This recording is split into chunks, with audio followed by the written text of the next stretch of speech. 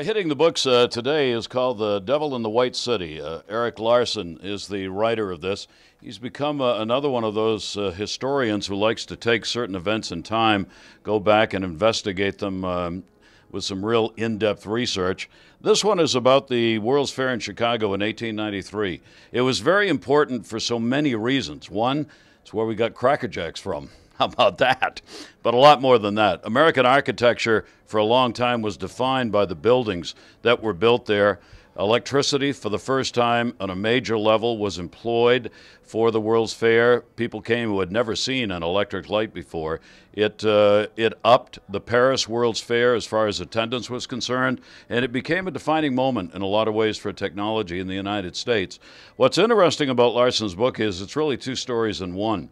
It's about the World's Fair. It's about all the politics that was involved in it, all the business decisions, all the fights and all the feuds, and all the people who wanted the glory and didn't want to do the work. I mean, there's a lot of that in here, as you would expect from something as enormous an undertaking as a World's Fair. But there's also another connecting story. There was a so-called doctor by the name of H.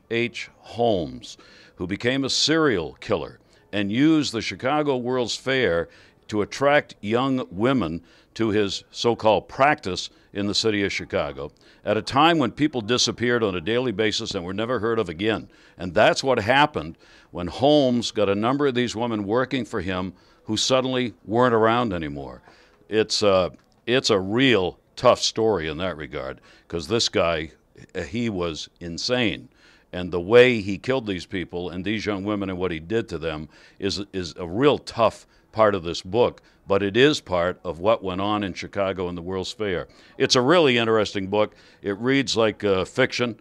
It's one of those stories that if somebody said, you know, this is a real story, you'd go, you're out of your mind. But it is. It's the real deal, but it's very much like a novel. I think you'll enjoy it. It's a good read. The Devil in the White City. Eric Larson is his name, and that's our hitting the books this week.